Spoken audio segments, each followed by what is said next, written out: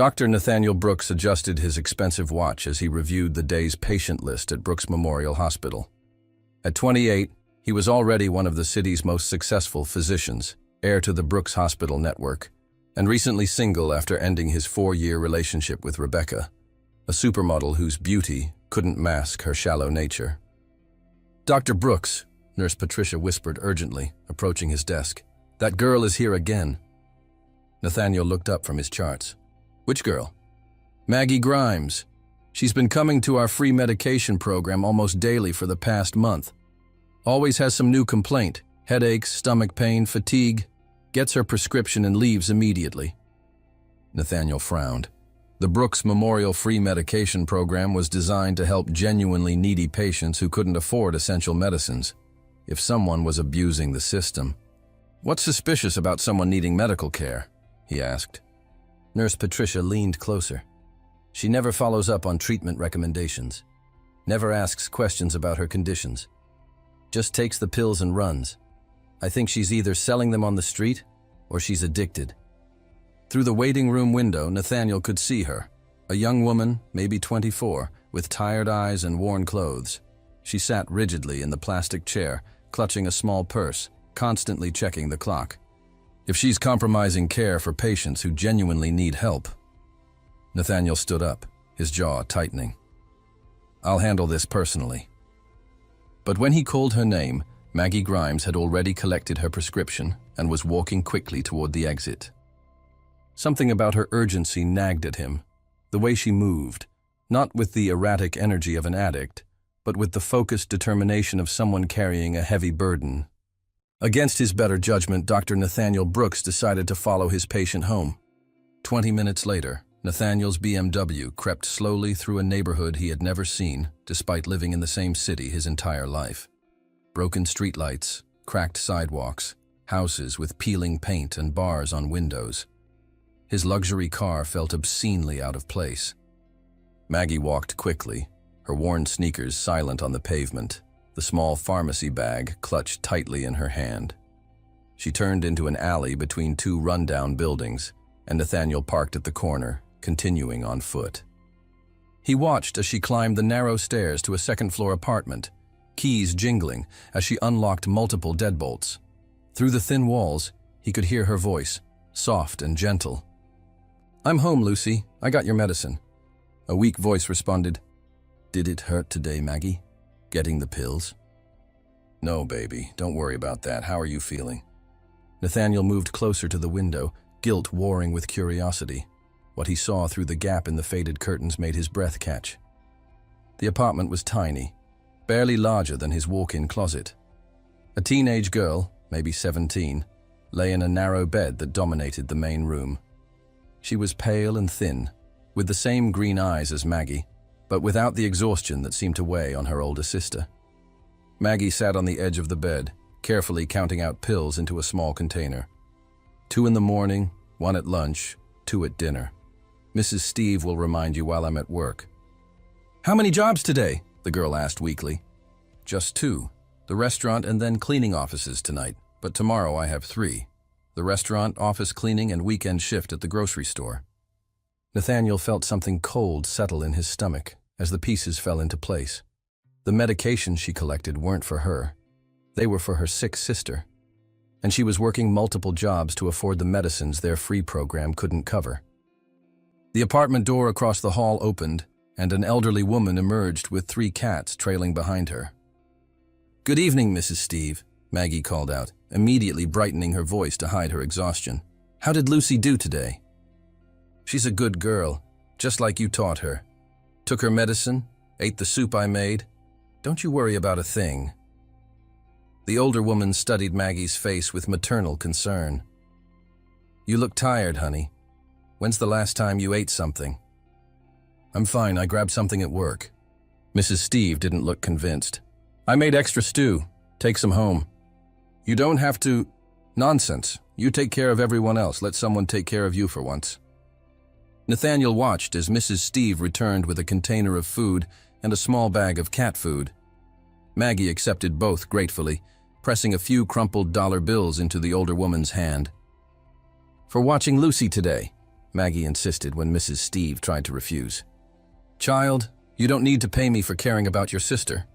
It's not payment, it's cat food money for the extra trouble." After Mrs. Steve returned to her apartment, Nathaniel saw Maggie slump against her door, the bright facade dropping to reveal exhaustion so profound it made his chest ache. She was 24 years old and looked like she carried the weight of the world on her shoulders. Because she did. Nathaniel made his way back to his car, his mind racing. Everything he had assumed about Maggie Grimes was wrong. She wasn't a drug dealer or an addict. She was a young woman sacrificing everything to care for her sick sister, working multiple jobs and swallowing her pride to collect free medications because she had no other choice. He thought about his own life at 24. Fresh out of medical school, dating models, attending charity galas, worrying about which expensive restaurant to try next. While he was choosing between luxury cars, Maggie Grimes was choosing between food and medicine. The contrast made him feel ashamed and strangely empty. The next morning, Nathaniel couldn't concentrate on his patient consultations. Every time he closed his eyes, he saw that tiny apartment, the sick teenager in the narrow bed, and Maggie's exhausted face as she counted out pills with steady hands. When Maggie appeared in the waiting room for her daily visit, Nathaniel made a decision. "Ms. Grimes," he called her name personally this time, watching a surprise flickered across her tired features. "Could I speak with you privately?" She followed him into his office, perching nervously on the edge of the chair, across from his mahogany desk. The contrast between them had never felt more stark. Him in his expensive suit behind the imposing desk, her in second-hand clothes that had been washed so many times the colors had faded. "I wanted to discuss your recent visits," Nathaniel began carefully. Maggie's back straightened defensively. "Is there a problem? I haven't done anything wrong. I only take what's prescribed, and I really do have those symptoms." "I know," Nathaniel interrupted gently. "I know about Lucy." The color drained from Maggie's face. "I don't know what you mean." "Your sister. She's 17, chronically ill, and you're caring for her alone." Maggie stood abruptly, panic flashing in her eyes. "Are you going to report me? Take away the medication assistance? I know I bend the truth sometimes about my symptoms, but Lucy needs those medicines and we can't afford—" "Sit down, Maggie." Something in his tone made her obey, though she remained poised to flee. "I'm not going to report you. I want to offer you a job." Maggie stared at him as if he had spoken a foreign language. "A job?" "As my personal assistant. You'd schedule appointments, handle phone calls, basic administrative work.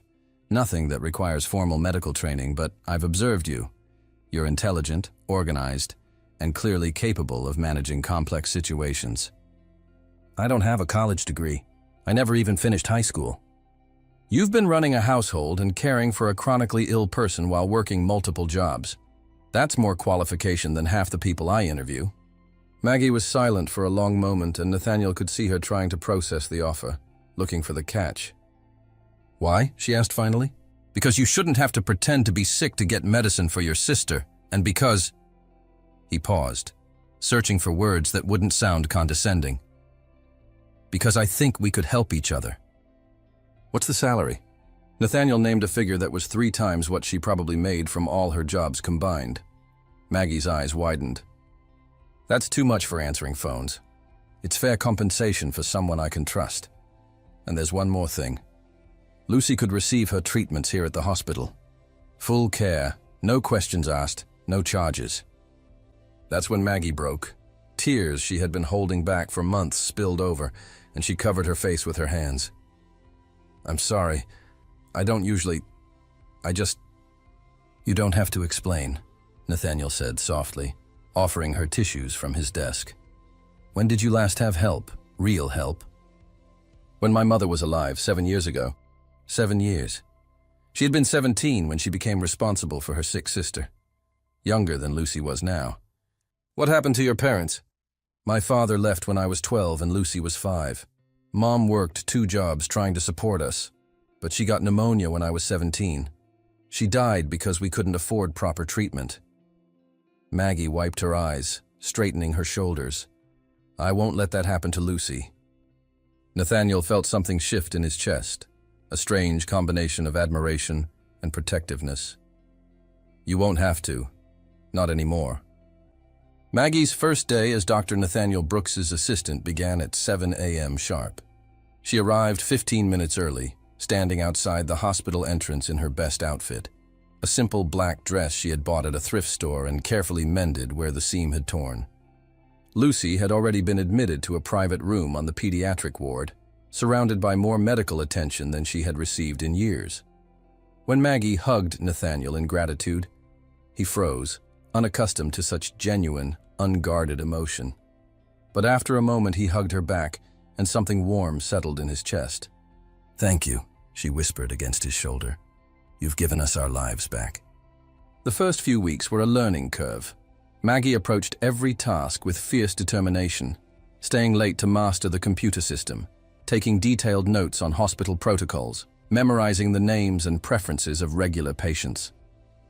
Nathaniel found himself looking forward to their daily interactions more than he cared to admit.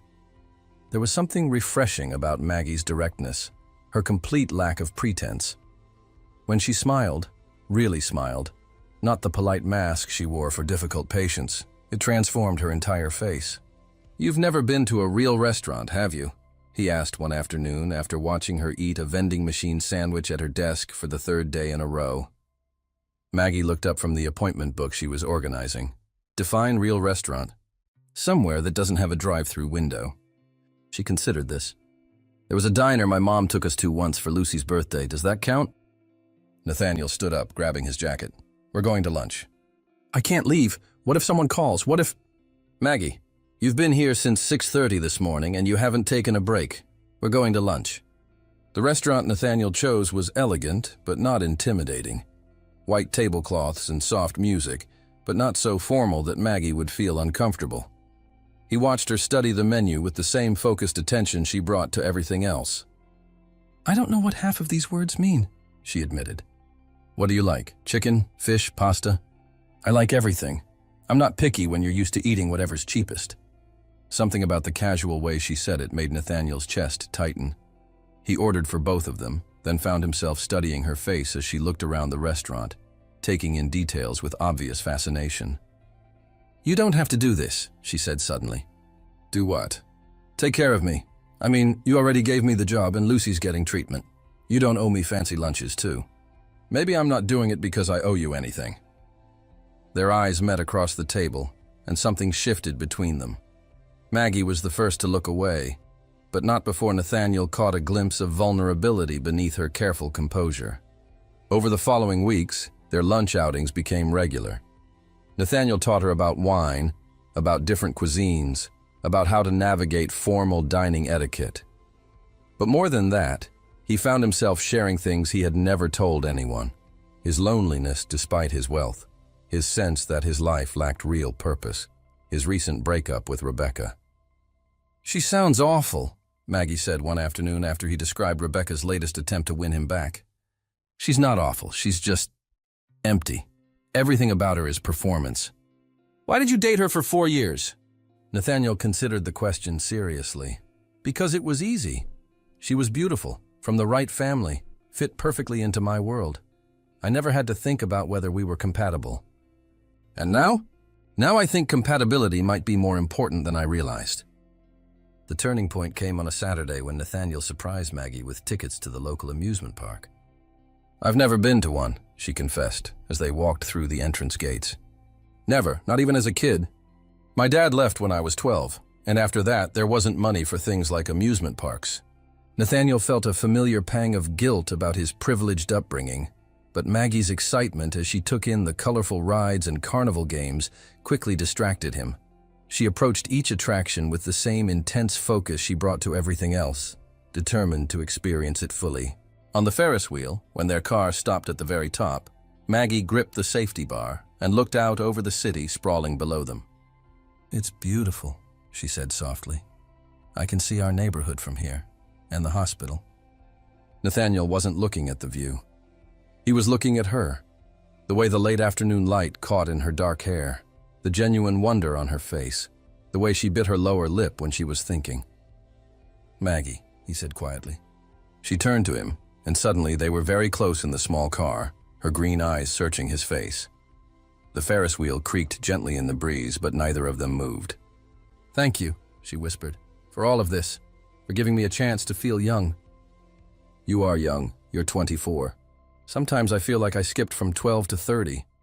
I never got to be a teenager, never got to be irresponsible or silly or—" "Happy?" he finished softly. "Happy," she agreed. That's when he kissed her. Soft and gentle, with the city spread out below them and the sun setting behind the mountains. When they broke apart, Maggie touched her lips in wonder. "I've never," she started, then stopped. "Never what?" "Never been kissed by someone who saw me, really saw me." Nathaniel cupped her face in his hands, marveling at how right this felt. "I see you, Maggie. I see how strong you are, how selfless, how beautiful. I see all of you." As the Ferris wheel began its descent, Nathaniel realized he was completely, irrevocably in love with his assistant. And for the first time in his life, that love felt like purpose. 3 months into their relationship, Nathaniel was happier than he had ever been. Maggie had blossomed under his care. She had gained weight, her exhaustion had faded, and she laughed more easily. Lucy was responding well to treatment and would soon be strong enough to return home. Everything seemed perfect. That's when Rebecca decided to make her return. "I need to speak with Dr. Brooks," the familiar voice demanded at the reception desk. Maggie looked up from the appointment book to see a tall, blonde woman in designer clothes and expensive jewelry. Even without introduction, she knew exactly who this was. "He's with a patient," Maggie replied politely. "Would you like to schedule an appointment?" Rebecca's cold blue eyes swept over Maggie dismissively, taking in her simple blouse and modest skirt. "I don't need an appointment. Tell Nath that Rebecca's here." "I'm sorry, but Dr. Brooks is busy, and I don't interrupt patient consultations except for emergencies." "Don't you know who I am?" Rebecca's voice rose, drawing attention from other patients in the waiting area. "I assume you're Rebecca," Maggie said calmly, though her heart was racing. Rebecca laughed, a sound like breaking glass. "So, you're the little charity case everyone's talking about. I heard Nath's standards had dropped, but this is—" She shook her head in mock sympathy. "Honey, you're not even in the same league." Maggie felt heat rise in her cheeks but kept her voice steady. "I'll tell Dr. Brooks you stopped by." "Oh, you'll do more than that," Rebecca said, settling into one of the waiting room chairs. "I'll wait right here until he's free. We have a lot to catch up on." When Nathaniel emerged from his consultation 20 minutes later and saw Rebecca, his face went carefully blank. "What are you doing here? Is that any way to greet someone you loved for 4 years?" Rebecca stood gracefully, every movement calculated for maximum impact. "I was hoping we could talk, privately." Nathaniel glanced at Maggie, who was determinedly focusing on her computer screen, pretending not to listen. 5 minutes, he said curtly, leading Rebecca into his office. Through the closed door, Maggie could hear raised voices but couldn't make out words. Other patients came and went, but the muffled argument continued. When Rebecca finally emerged 30 minutes later, her perfect composure was slightly cracked. "This isn't over, Nath," she called back toward the office. Then she turned to Maggie with a smile that didn't reach her eyes. "Enjoy it while it lasts, sweetheart. Men like Nathaniel always come back to where they belong." That evening, Nathaniel was quiet during dinner. They were at their usual restaurant, but he seemed distracted, picking at his food instead of eating. "She's very beautiful," Maggie said finally. Nathaniel looked up sharply. "What?" "Rebecca. She's everything I'm not. Tall, blonde, sophisticated. I can see why you were with her for 4 years." "Maggie, I've been thinking," she continued, her voice carefully controlled, "about how different we are. Your world, my world. Maybe she's right. Maybe—" "Stop." Nathaniel reached across the table to take her hand. "Don't do this. Don't let her get into your head." "But she's not wrong, is she? Look at us." Maggie gestured between them. "You're Dr. Nathaniel Brooks, heir to a hospital empire. I'm a high school dropout who was counting pills to steal medicine for my sister." "You weren't stealing?" "You know what I mean." Maggie pulled her hand away. "We come from completely different worlds, Nath. What happens when you get tired of playing savior? When the novelty wears off?" The question hit too close to fears Nathaniel hadn't wanted to acknowledge.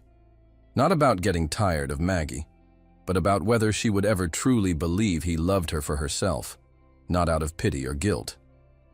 "Is that what you think this is?" he asked quietly. "A game? Charity?" "I don't know what to think anymore." They finished dinner in tense silence, and that night, for the first time in weeks, Maggie went home to her own apartment instead of staying at Nathaniel's penthouse. 2 days later, Rebecca returned to the hospital, this time with an agenda and an accomplice. She had spent those days working on Nurse Patricia, appealing to the woman's sense of propriety and class consciousness. "It's not personal," she told Patricia over expensive cocktails. "But surely you can see how inappropriate this relationship is? A doctor and his uneducated assistant? It reflects poorly on the entire hospital." Patricia, who had never liked Maggie's rapid promotion and had always harbored a secret crush on Dr. Brooks, was easily swayed. "What do you want me to do?" she asked. "Just help me prove what she really is," Rebecca said, slipping an expensive diamond bracelet off her wrist. "I think our little Maggie might be more opportunistic than she appears." "I brought you something," she announced loudly, producing an expensive gift box. "A peace offering. I want us to be friends." Inside was a silk scarf that probably cost more than Maggie made in a week. "I can't accept this," Maggie protested. "Of course you can. Consider it a welcome to the family gift." Rebecca smiled sweetly while slipping the diamond bracelet into Maggie's purse, which sat open beside her desk. Later, after Rebecca had made a grand show of leaving, she returned with theatrical panic. "My bracelet!" she exclaimed to anyone who would listen. "My grandmother's diamond bracelet, it's gone. I know I had it when I came in." Nurse Patricia was quick to suggest searching the area. "Maybe it fell off somewhere," she said with false concern. "Or maybe someone took it," Rebecca said, her eyes fixed meaningfully on Maggie. Within minutes, Mrs. Brooks, Nathaniel's mother, arrived, summoned by Rebecca's frantic phone call. Eleanor Brooks was a formidable woman who had never approved of her son's relationship with his little assistant. "Really, Rebecca, I'm sure there's a reasonable explanation," she said, though her tone suggested otherwise. "I hope so," Rebecca replied, "but perhaps we should check everyone's belongings, just to be thorough." "That's completely unnecessary," Nathaniel said firmly, having been pulled from his patient by the commotion. "No one here would—" "If everyone's innocent, then no one should object," his mother interjected coolly. "Unless someone has something to hide." Maggie, who had been watching this performance with growing alarm, stood up straight. "I have nothing to hide. You can search my purse." "Maggie, don't," Nathaniel said quickly. "You don't have to prove anything to anyone." But his mother was already reaching for the purse. "If she's innocent, then this will clear everything up, won't it?" The bracelet glittered like an accusation as it tumbled from Maggie's purse onto the desk. The waiting room fell silent. Maggie stared at the jewelry in complete shock. I never, she stammered. Well, Rebecca said, her mask slipping for just a moment before returning to false sympathy. Maybe we should call the police. I mean, theft is theft, right? Enough, Nathaniel said sharply, his protective instincts finally kicking in. Rebecca, mother, I think you both should leave. Now. But Nath, Rebecca started. I said now. His voice carried the authority of someone accustomed to being obeyed in life or death situations. Take your bracelet and go. Rebecca snatched the bracelet from the desk, her satisfied smile barely concealed. Of course. I got what I came for. She swept out, followed reluctantly by Mrs. Brooks, who shot Maggie one last disapproving look. The waiting room gradually returned to normal, patients and staff pretending they hadn't witnessed the spectacle. Nathaniel turned to Maggie, who stood frozen by her desk, tears threatening to spill. My office, he said quietly. Please. Maggie followed him on shaking legs, her mind reeling. How had that bracelet gotten in her purse? She had never even touched it, never even looked at it closely. Once the door closed behind them, Nathaniel ran his hands through his hair, clearly struggling with what to say. Maggie, he began carefully, if you needed something, anything, you know you could have asked me, right? The words hit her like a physical blow. What? I could have bought you a bracelet just like that one. Or if you needed money for something, anything at all, I would have given you whatever you needed. His voice was gentle, But the implication was devastating. You don't have to take things from people. Maggie felt the world tilt beneath her feet. The man she loved, the man she thought knew her, was standing there calmly assuming she was a thief. Worse, he was offering to buy her things, as if that would solve her moral failings. "You think I took it?" she whispered. "I think—" Nathaniel struggled, knowing Maggie would never steal, but unable to explain the evidence. "I think maybe there was a misunderstanding. Maybe you picked it up without realizing. I didn't take anything." The words came out strangled. "I didn't even touch that bracelet. I don't know how it got in my purse." "But Maggie, it was right there. Inside your bag. How else could it have—" "So that's it?" Tears were flowing freely now. "Just like that? Because I'm poor and didn't finish high school, I must be a thief?" "That's not what I said." "It's exactly what you said." Her voice broke. "You're offering to buy me jewelry so I won't steal from your friends. Do you hear yourself?" Nathaniel felt something cold settle in his stomach as he realized how his words sounded. But the bracelet had been in her purse. How could he ignore that? Even as he thought it, a voice in the back of his mind whispered that he knew Rebecca, knew how manipulative she could be, how far she would go to get what she wanted, but without proof. "I'm trying to understand," he started. "No, you're not." Maggie wiped her eyes, straightening her shoulders with the dignity that had first attracted him to her. "You've already decided. Just like everyone else in my life, you think the worst of me the moment it's convenient." "Maggie, please, let's just calm down and—" "You know what the worst part is?" she interrupted, her voice eerily calm now. "I was starting to believe I deserved better.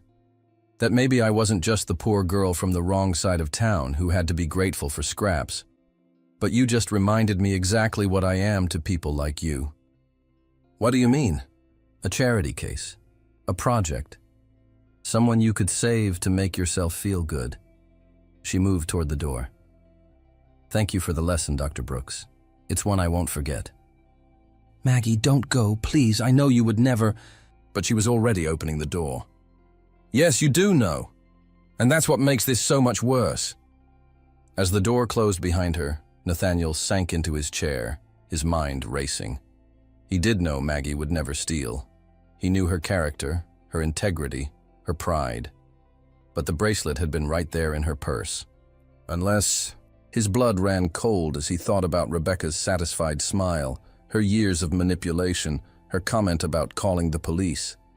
She had planned this. Somehow she had set Maggie up, and he had played right into her hands. But by the time realization fully dawned, it was too late. Maggie was gone, and his words, his terrible, thoughtless words about buying her things, hung in the air like poison. He had just lost the woman he loved because he had chosen evidence over faith, suspicion over trust. And the worst part was, deep down, he had known better. Maggie didn't return to work the next day, or the day after that. When Nathaniel called her apartment, there was no answer. When he drove to her building, the elderly neighbor, Mrs. Steve, told him politely but firmly that Maggie didn't want to see him. "She's working at that diner on 5th Street, Mrs. Steve finally revealed after a week of his persistent visits. "But she's different now. Broken. Whatever you did to that girl, you need to fix it." Lucy, thankfully, was healthy enough to return home, though she asked repeatedly why Dr. Brooks didn't visit anymore. "He's busy," Maggie would say, forcing brightness into her voice. "Important doctors have important things to do." But late at night, when Lucy was asleep, Maggie would lie awake replaying that horrible moment in the hospital. The doubt in Nathaniel's eyes. The way he had assumed the worst of her, just like everyone else in her life. She had been foolish to think someone like him could love someone like her. Rebecca had been right. They belonged in different worlds. Nathaniel, meanwhile, was discovering what life felt like without Maggie. His penthouse felt cold and empty. Food had no taste. Patients noticed his distraction. Work, which had always been his refuge, felt pointless. Rebecca tried to capitalize on their breakup, appearing at his office with dinner invitations and concerned phone calls. But her presence only reminded him of what he had lost. I can't believe you're moping over that little gold digger, she said, after he declined her third dinner invitation. Don't call her that. Oh, please, Nath. The bracelet was literally in her purse. I know, Maggie. She wouldn't... He stopped, something in Rebecca's tone catching his attention. How do you know the bracelet was in her purse? I never told you exactly what happened. Rebecca's eyes widened slightly. Well, your mother mentioned... My mother wasn't there when we found it. Only you, Patricia, and I were. Understanding dawned slowly, followed by a rage so pure it made his hands shake. You put it there, you set her up. Don't be ridiculous. You put the bracelet in her purse while you were sitting on her desk. Nathaniel's voice was deadly quiet. How could you be so cruel? Rebecca's mask finally slipped. She didn't belong with you. Anyone could see that. I was saving you from making a huge mistake. The only mistake I made was trusting you. Nathaniel reached for his phone. Get out of my office, get out of my hospital. If I see you again, I'm calling security. You can't throw away 4 years for some charity case. Get out! The answer came to him at 3 a.m. on a sleepless Wednesday night, 3 weeks after he had lost her. Maggie woke to someone knocking persistently on her apartment door. She glanced at the clock, 2:47 a.m. Lucy stirred in her bed but didn't wake. The knocking continued, soft but insistent. Maggie, please, I know you're awake. Nathaniel's voice made her chest ache. She had been dreaming about him again. Dreams where he believed her, where he chose her, where they were happy. Go away, she called softly, not wanting to wake Lucy. Despite herself, Maggie found herself walking to the door. It's almost 3 in the morning. I know. I've been out here for an hour, trying to get the courage to knock. Maggie pressed her forehead against the door. Through the thin wood, she could almost feel his presence. Please. His voice was raw with exhaustion and desperation. Just let me explain. Let me tell you what I found out. Against her better judgment, Maggie unlocked the door. Nathaniel stood in the hallway in wrinkled clothes, his usually perfect hair disheveled, dark circles under his eyes. He looked as broken as she felt. You look terrible, she said. I feel terrible. Maggie, Rebecca set you up. She planted that bracelet in your purse. The words hit her like a physical blow. What? She planned the whole thing with Nurse Patricia. She wanted to break us up, and God, Maggie, I'm so sorry. I should have trusted you. I should have known you would never... How do you know? Maggie interrupted, needing to hear the whole truth. She slipped up, said something she couldn't have known unless she planted it. When I confronted her, she confessed. She said she was saving me from making a mistake. Maggie sank against the doorframe, all the fight draining out of her. So you believe me now? Now that you have proof? The question was like a knife through his heart. I always believed you deep down. But the evidence was more convincing than knowing me? Nathaniel stepped closer, his gray eyes desperate. I was confused, overwhelmed. I should have trusted my heart instead of my head. Your heart? Maggie laughed bitterly. Your heart was never in this, Nathaniel. This was always about charity, about you feeling good about saving the poor girl. That's not true. Then why didn't you fight for me? When everyone was calling me a thief, why didn't you defend me? I did. No, you didn't. You hesitated. You doubted. And that's all I needed to know about how you really feel about me. Nathaniel ran his hands through his hair, searching for words that could bridge the gap between them. I was scared, okay? I was scared because I love you so much, it terrifies me. And I couldn't understand how someone like you could love someone like me. Someone like me? Someone real. Someone brave and selfless and beautiful inside and out. Someone who works 3 jobs to save her sister. Someone who turns spare change into miracles. His voice broke slightly. I've never done anything that mattered, Maggie. I've lived in a bubble my whole life, never had to sacrifice anything or fight for anything. You make me want to be better than I am. Tears were streaming down Maggie's face now. That's not who I am. I'm just tired and scared and trying to survive. No, you're extraordinary. And I was an idiot to let doubt creep in even for a second. They stood in the narrow hallway, years of pain and weeks of separation between them. What about Rebecca? Maggie asked finally. I had her banned from the hospital. And I may have made a few phone calls to modeling agencies and social clubs around town. Her reputation is damaged. You destroyed her career? She tried to destroy your life. She got off easy. Despite everything, Maggie felt a small smile tug at her lips. That seems harsh. Not harsh enough. Nathaniel stepped closer, close enough that she could smell his cologne, close enough to see the stubble on his jaw. Maggie, I know I don't deserve another chance. I know I failed you when you needed me most. But I love you, and if you'll let me, I'll spend the rest of my life proving it. How? The word was barely a whisper. Marry me. Maggie's breath caught. What? I know it's crazy, and I know it's too soon, but I can't lose you again. I want to take care of you and Lucy forever.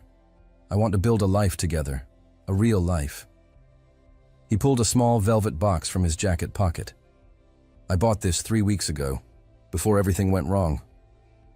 I've been carrying it around, hoping I'd get the chance to give it to you. The ring was simple and elegant, a single diamond that caught the hallway light and threw tiny rainbows on the walls. Nathaniel, you don't have to answer now, just think about it. I'll wait as long as you need. Maggie looked at this man who had found her counting stolen medications and seen potential instead of pathology, who had given her a job when no one else would hire her, who had taught her about wine and fancy restaurants and what it felt like to be cherished, who had also doubted her when she needed his faith most. I need time, she said finally. Of course, I'll wait. He pressed the ring box into her hands. Just, please don't give up on us.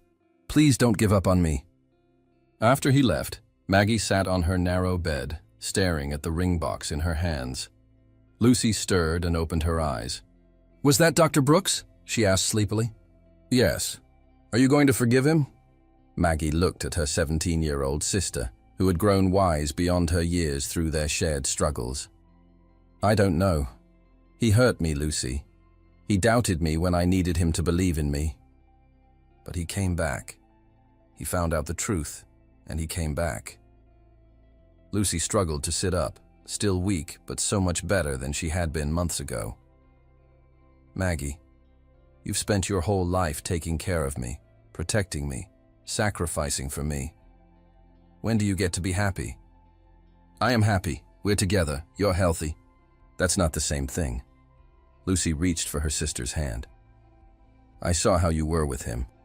For the first time since Mom died, you looked like yourself again.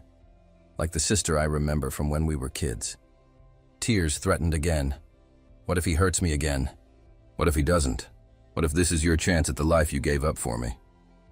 2 days later, Nurse Patricia couldn't live with her guilt anymore. The weight of what she had helped Rebecca do was eating at her, especially seeing how devastated Dr. Brooks looked every day. She found Maggie at the diner on 5th Street during the lunch rush, wiping down tables with the same focused efficiency she had brought to hospital work. Maggie, could I speak with you for a moment? Maggie looked up, surprised to see the nurse who had never liked her. I'm working. Please, it's about what happened at the hospital. They stepped outside into the alley behind the diner, where Patricia broke down completely. I'm so sorry, she sobbed. Rebecca convinced me to help her. She said you were using Dr. Brooks, that you didn't belong there. I was jealous of how quickly you were promoted, how much he cared about you. So when she asked me to distract everyone while I thought she was protecting him. Maggie listened in silence as Patricia confessed the entire plot. I've been working at that hospital for 15 years and I've never done anything so cruel. Dr. Brooks has been miserable without you. We all have. You brought something good to that place and I helped destroy it. Why are you telling me this now? Because I can't live with what I did. And because he loves you. Really loves you. I've never seen him look at anyone the way he looks at you. Patricia wiped her eyes. I quit my job yesterday. I can't face him anymore knowing what I did. That evening, Maggie found herself standing outside the hospital where everything had started. Through the windows, she could see the familiar hustle of evening shift change. Somewhere in there, Nathaniel was probably working late, throwing himself into patient care the way he always did when he was troubled. She thought about everything that had happened, how he had followed her home out of suspicion and found compassion instead. How he had offered her not just a job, but a chance at dignity. how he had taught her that she deserved more than survival. How he had failed her when she needed him most, but also how he had fought to make it right. The ring box felt warm in her coat pocket. Nathaniel was reviewing patient charts at 11 p.m. when his office door opened quietly. He looked up to see Maggie standing there, still in her diner uniform, looking uncertain but determined. "Hi," she said softly. "Hi." He set down his pen, hardly daring to breathe. "How did you get in? Security usually—" "I still have my ID badge. Old habits." She stepped into the office, closing the door behind her. "We need to talk." "Of course. Anything." He gestured to the chair across from his desk, but she remained standing. "Patricia came to see me. She told me everything, how Rebecca planned it, how she helped distract everyone while the bracelet was planted." Maggie's voice was steady, but her hands were shaking slightly. "She quit her job over the guilt." Nathaniel's jaw tightened. "I should have fired her myself." "No, she did the right thing in the end. It took courage to confess." They looked at each other across the room. 7 months of history, and 3 weeks of pain between them. "I've been thinking about what you said," Maggie continued. "About being scared. About not believing someone like me could love someone like you." "Maggie, let me finish." She pulled the ring box from her pocket, setting it carefully on his desk. "I've been scared too. Scared that this was all too good to be true, that eventually you'd see what everyone else sees. A high school dropout from the wrong side of town who doesn't belong in your world. That's not what I see when I look at you. I know that now. But I let Rebecca get into my head because part of me believed her. Part of me thought I wasn't good enough for you." Nathaniel stood up, moving around the desk toward her. "You're too good for me. You always have been." "That's not true either." Maggie smiled through the tears gathering in her eyes. "We're just two people who found each other and fell in love. Everything else is just noise." "So what are you saying?" Instead of answering with words, Maggie reached for the ring box, opening it to reveal the simple, elegant diamond. "I'm saying yes. Yes to the job, if you'll have me back. Yes to the life. Yes to you." Nathaniel's hands shook as he took the ring from the box. "Are you sure? I know I hurt you." "We hurt each other, but we found our way back." She held out her left hand.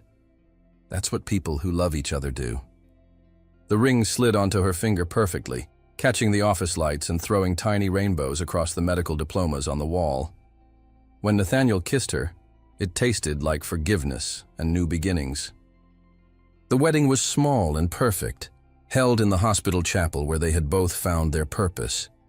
Lucy served as maid of honor, healthy and glowing, having been accepted to the state university with a full scholarship, funded by an anonymous donor who happened to be her new brother-in-law. Mrs. Steve brought her 3 cats as unofficial wedding guests, and even Nurse Patricia returned to witness the ceremony, having found new work at a community clinic where she spent her time making amends by serving patients who needed advocates. Rebecca had indeed been forced to move to a small town in another state, her modeling career and social standing ruined by her own vindictive actions. But Nathaniel and Maggie rarely thought about her anymore. "Do you ever regret it?" Maggie asked one evening as they sat in their new home. Not the sterile penthouse, but a warm house with a garden where Lucy could visit on weekends and holidays. Marrying the girl who used to fake symptoms to steal medicine. Nathaniel looked up from the veterinary school applications Maggie was reviewing. Her dream of becoming a veterinarian finally within reach, now that she had the time and resources to pursue education. "I regret that it took me so long to follow you home," he said, pulling her close. "I regret doubting you, even for a moment. But marrying you? That's the best decision I ever made." Outside, Lucy's laughter drifted through the windows as she played with the rescue dogs Maggie had insisted on adopting. Mrs. Steve's voice could be heard calling her cats for dinner from the guest house they had built for her in the backyard. It was chaotic and loud and nothing like the pristine, lonely life Nathaniel had lived before. It was everything he had never known he wanted. "I love you, Mrs. Brooks," he whispered against her hair. "I love you too, Dr. Brooks," she whispered back. And in that moment, surrounded by the family they had created from the ashes of their separate tragedies, they both knew they were exactly where they belonged. The poor patient had taught the rich doctor the most valuable lesson of all. That love isn't about what you can give someone, but about who you become when you choose to build a life together. And sometimes, the best prescriptions can't be found in any medical textbook. They're found in the courage to follow someone home and discover what you never expected to find there. Home.